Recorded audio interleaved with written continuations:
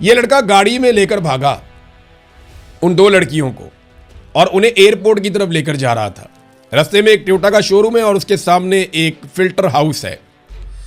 वहां पे ये लड़का हार्न दे रहा था, डिपर्स मार रहा था, गाड़ियों को आगे से हटने का कह रहा था और ऐसा लगता है कि शायद ये इन औरतों को एयरपोर्ट पहुंचाना चाहता था या कहीं शिफ्ट करना चाहता था या पाकिस्तान से बाहर निकालना चाहता था। कुछ ना कुछ तो इसके दिमाग में चल रहा था, लेकिन ये बहुत इमरजेंसी में था, ये गाड़ी भगा रहा था। अब सबूत भी मिल गए हैं। इसने एक फैमिली की जो गाड़ी है उसको पीछे से आके टक्कर मार दी। वहां पे जो है वो गाड़ी उसकी भी रुक गई, वो फैमिली वालों ने अपनी गाड़ी रोक दी। तो अचानक उस गाड़ी में से दो खवातीन, ये दोनों गैर मुल्की खवातीन, ये उतरती हैं और शोर मचा देती हैं। और ये इतना शोर मचाती हैं, इतनी पैनिक हो जाती हैं कि वो ज़मीन पे बैठ जाती है उनमें से एक खातून और दूसरी ज़मीन पे लेट जाती है शोर मचा के। तो वहाँ पे आवाम की भीड़ इकट्ठी होना शुरू हो गई। तो ऐसे में वो लड़का जो था वो वहाँ से उस गाड़ी को लेकर भागा जो इन्हें लेकर शिफ्ट कर रहा था। वो गाड़ी लेकर भागता गया और उसकी फुटेज भी यासिर शामी ने 2-3 जगह से इकट्ठी की कि कैसे वो जिग जैग करता हुआ बहुत रैश ड्राइविंग करके वहाँ से भागता चला जा रहा है। वो वहाँ से भाग गया और ख़वातीन जो है वो अवाम के हत्थे चढ़ गई। अवाम वहाँ पे आसपास चारों तरफ वहाँ पे इकट्ठे हो गए और फिल्टर हाउस वाली जगह पे उनको पानी शानी पिलाया, पुलिस को कॉल की 15 पे। तो इस तरीके से वहाँ पे पुलिस पहुँचना शुरू हुई। यानी अगले 15-20 मिनट के अंदर एक गाड़ी आई, फिर एक और गाड़ी आई, फिर पौने घंटे के बाद 15 पुलिस भी आई। तो सारी पुलिस थोड़ी देर के बाद इकट्ठी हो गई और उन खवातीन को अपने साथ लेकर चली गई। वो जिस बंदे की गाड़ी ठोक के भाग गया था रज़ादार, उस गाड़ी का कोई पुरसाने हाल ही नहीं है। वो अपनी FIR करवाने गए तो उनकी FIR पुलिस दे ही नहीं रही। पुलिस कह रही जी पहले आए थे मामला ठंडा हो जाए, हम तो इधर फंसे हुए सारे के सारे, हम आपका काम कैसे करें, आपकी FIR कैसे करें, जाओ अपनी गाड़ी खुद ही ठीक करवा लो। ये है असल कहानी। अब यहाँ पे बहुत सारे दानिश्वर, बहुत सारे सहाफ़ी जो कहानियाँ सुना रहे थे जी मरियम नवाज का सिस्टम वो काम कर रहा था।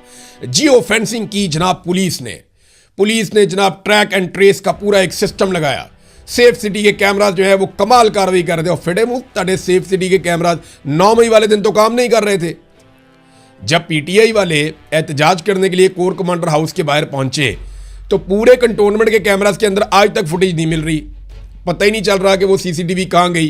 तो यहाँ पे CCTV कैमरा जनाब वो भी निकला है, ये भी कर लिया, वो भी कर लिया। किया क्या वो मैं आपको बताता हूँ। एनी शाहिदीन ये बताते हैं कि जिस वक्त ये लड़कियां बरामद हुई, यानी पुलिस वहां पे पहुंची, उन्होंने देखा कि ये वो गैर मुल्की लड़कियां हैं। अब पुलिस को तो लोगों ने दी थी, वो लड़का तो लेके भाग रहा था।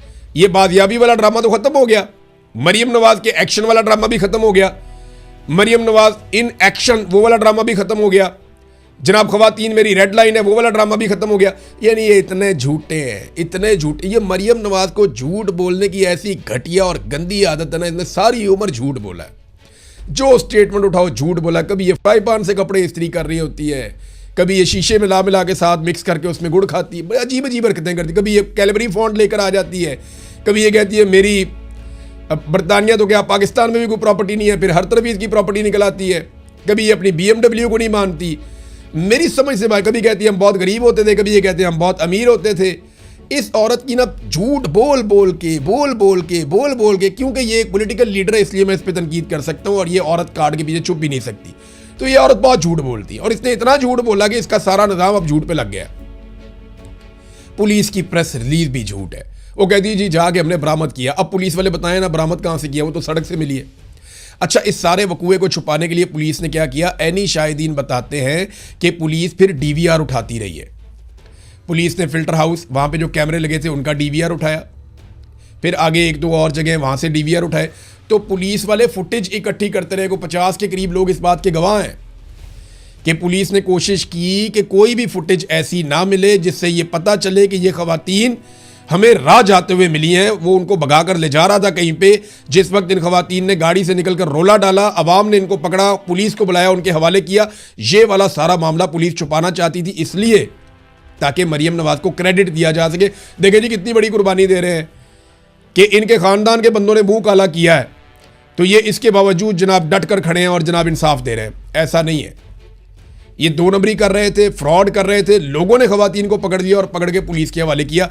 ये बात अब खुल चुकी है। यासिर शामी को एक मरतबा फिर शाबाश और बहुत सारे हकायक सामने लाने पर, क्योंकि एक एक कड़ी को जोड़ा है ज़ीशान अजीज़ ने। उन्हें भी शाबाश मिलनी चाहिए इस केस में। एक दो और वकला हैं, वो बड़ा अच्छा काम कर रहे हैं और वो चुप करके काम कर रहे हैं, खामोशी से। वो नहीं चाहते कि उनकी इन्फॉर्मेशन बाहर आए। तो ठीक है, जब वो चाहेंगे तो उनकी इन्फॉर्मेशन हम देंगे, लेकिन उनके पास बहुत ज़्यादा हकायक हैं। अब मामला ये है कि गाड़ी के अंदर अब ख़वातीन के बयानात फिर बाहर आ जाते हैं। जब यासिर शामी ये सारी चोरी पकड़ लेता है तो फिर ख़वातीन के बयानात बाहर आने में तो प्रॉब्लम कोई नहीं है ना। फिर उनके जो बयानात हैं 164 के, क्योंकि तनकीद बहुत हो रही थी, उनको डी सील कर दिया गया। फैसल वाडा भी कह रहा था, बाकी लोग भी कह रहे थे, रोला पड़ा हुआ था। जब उनको डी सील किया गया तो मुझे पूरा यकीन है कि कुछ ना कुछ तो उनके साथ किया गया, मुझे ऐसा लगता है, क्योंकि ये सिस्टम इंतहाई गंदा और गलीज है। बॉस को बचाने के लिए ये किसी भी लेवल तक जा सकता है। उस बयान के अंदर भी ख़वातीन कह रही हैं कि वो बंदा बॉस से बात कर रहा था और बॉस की इंस्ट्रक्शन ले रहा था। अब वो बॉस कौन है जिसे रज़ा भी बड़े प्यार से बॉस कहकर बुलाता है, उनके अहकामात को तस्लीम करता है। और दूसरा, वो ख़वातीन ये कहती हैं कि वो बॉस इंग्लिश बहुत अच्छी और फ्रीक्वेंटली बोलता है, यानी उसकी अंग्रेज़ी बहुत अच्छी है जो बॉस है, और वो बड़े अच्छे तरीके से अंग्रेज़ी में बातचीत भी करता है। अब नाज़रीन, ये जो मरियम नवाज़ इन एक्शन, इसका मतलब पता क्या है? ये इदारे, ख़ास तौर पे लॉ इन्फोर्समेंट के इदारे, इस वक्त शरीफ ख़ानदान के ज़ाती मुलाजिम बन चुके हैं। जो DIG ने किया वो बिल्कुल वैसे है जैसे कोई ज़ाती मुलाजिम करता है किसी के लिए, कि अचानक से उन्हें पब्लिक से एक फ़ोन आता है। ये ज़रूर है, वो बात फिर क्लियर कर दूँ कि वो बात ठीक है कि वो लड़कियों के वालिद ने रब्ता किया, उसने कोशिश की, वो एम्बेसी मुतहर्रिक हुई, ये लोग परेशान थे, ये भाग दौड़ कर रहे थे, लेकिन ख़वातीन को गायब किया जा रहा था। हो सकता है उन्हें पाकिस्तान से बाहर निकाल दिया जाता, मामला ही ठप कर दिया जाता, लेकिन क्योंकि बीच में आ गई पब्लिक और कुदरत, और पब्लिक ने पकड़ लिया सारा मामला, गाड़ी का एक्सीडेंट हो गया, तो फिर इन्हें ना चाहते हुए भी ये सारा मामला सामने लाना पड़ा और इसको डॉक्यूमेंट करना पड़ा। FIR की कोई औकात नहीं है, मेडिकल की कोई औकात नहीं है, ये बंदे थोड़े अरसे में छूट जाएंगे। नजम सेठी ने भी कहा है, नजम सेठी साबिक वज़ीर आला भी रहा निगरान, तो वो वैसे ही नहीं बात की। वो वाकई में इन्होंने इतने सारे सुकम छोड़ दिए हैं कि अब ये कभी भी छूट जाएंगे ये लोग। लेकिन ज़ाती मुलाजमों वाला सलूक किया है, यानी ज़ाती मुलाजमों वाली हरकतें हैं जो इस वक्त पुलिस ने की, ख़ासतौर पर DIG ने, SSP ने, मरियम नवाज़ को राज़ी रखने के लिए।